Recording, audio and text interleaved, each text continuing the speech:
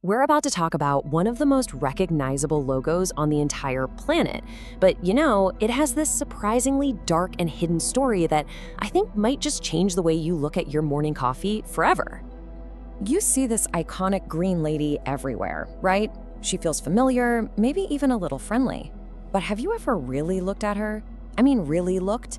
Most people just see a mermaid, but the original version, well, it's actually much more disturbing. So yeah, the secret is right there, hiding in plain sight on the paper cup you might literally be holding right now. What you think is just a simple mermaid is actually something way older and, frankly, a lot more controversial. That familiar green circle we all know so well, it's a total modern reinvention. It's the end result of decades of very careful editing and simplifying, all because the original logo was something else entirely.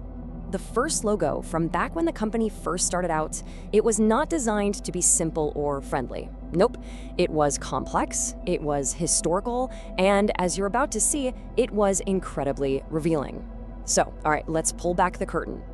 Here we go. Let's jump back in time to 1971 and take a look at the image that started this whole thing, the original Starbucks Siren.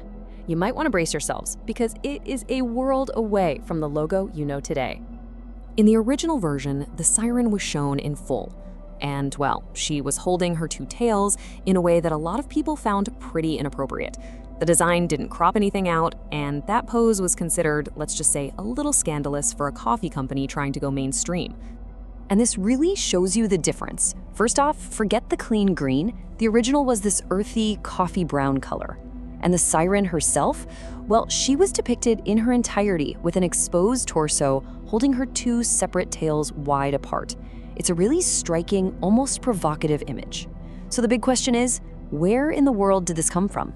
Believe it or not, this design wasn't just invented out of thin air. The inspiration has these super deep historical roots, going all the way back to a 16th century Norse woodcuts.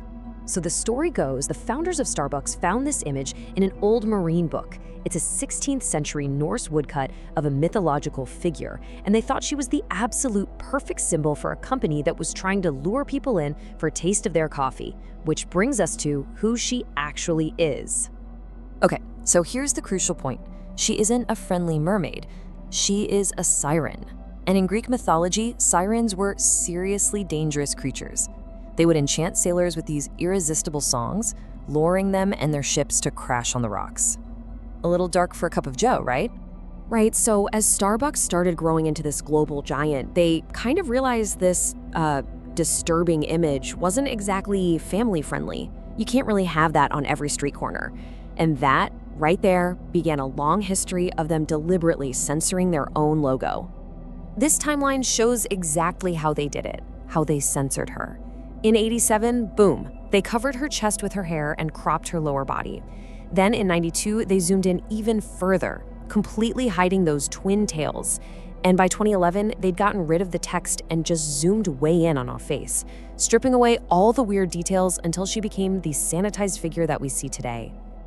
At the end of the day, it was just a business decision. I mean, as they expanded all over the world, they just couldn't have a logo that some people found inappropriate on every single cup in every single country. So they didn't just change the logo, they effectively censored it, piece by piece. So let's put them side by side. The transformation is honestly pretty staggering when you see the beginning right next to the end result. I mean, look at this. On the left, you've got this raw, historical woodcut. It's complex, it's brown, it's unapologetically weird. And then on the right, you have a clean, green, minimalist graphic. It's really the journey from a piece of art that tells a story to a corporate symbol designed for mass appeal. So yeah, over more than 50 years, a mysterious, mythological figure was just slowly cropped, zoomed, and simplified into one of the most famous and maybe one of the most misunderstood logos in the entire world. So did you have any idea your morning coffee was hiding a 16th century secret? The next time you grab a Starbucks, you'll know you're actually holding a little piece of censored maritime mythology that's been hiding in plain sight this whole time. So now that you know the full, uncensored story, I've got to ask, which version do you prefer? The strange, historical original, or the clean, simple icon we see today? Let me know what you think. It really makes you wonder what other secrets are hiding in the logos we see every single day.